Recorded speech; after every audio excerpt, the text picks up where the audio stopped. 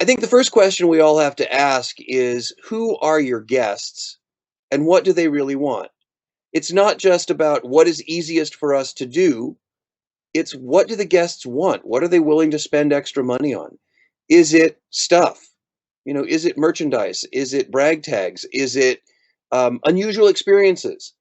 We were talking a little bit earlier about how in theme parks they often like to offer behind the scenes or quote unquote lights on tours.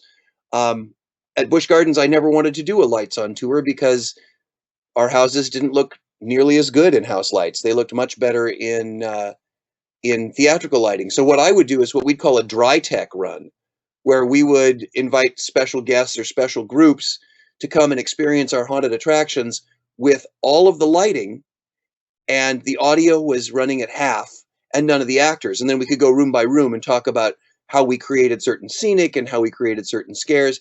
And people would pay big bucks for that. They were very interested in that.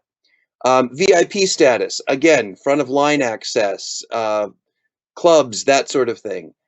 Alcohol. There's a lot of discussion out there of should I sell alcohol or should I not?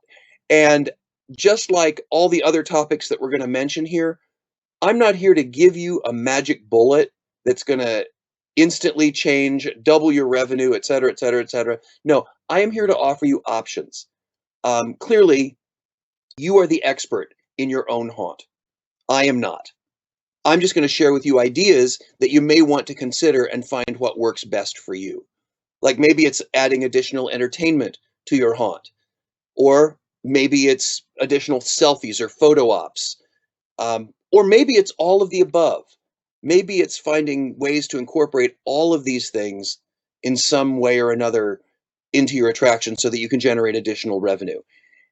The most important thing to remember is no matter which of these things or all of these things that you do, make certain that whatever you offer your guests ties back into your show, that it's part of your story, that it's part of your brand.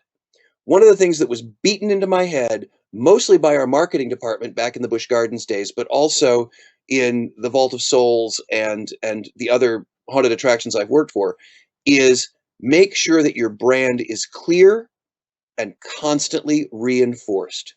And in my book Follow the Story, that's what we talk about, is how to take that brand and how to take that story and make sure that everything we do, from the lighting to the audio to the costuming to the scenic to the character choice to the merchandise to the marketing to the beverages and foods that we're selling, all tie back to the show. That's all part of one big thing as opposed to a bunch of little things.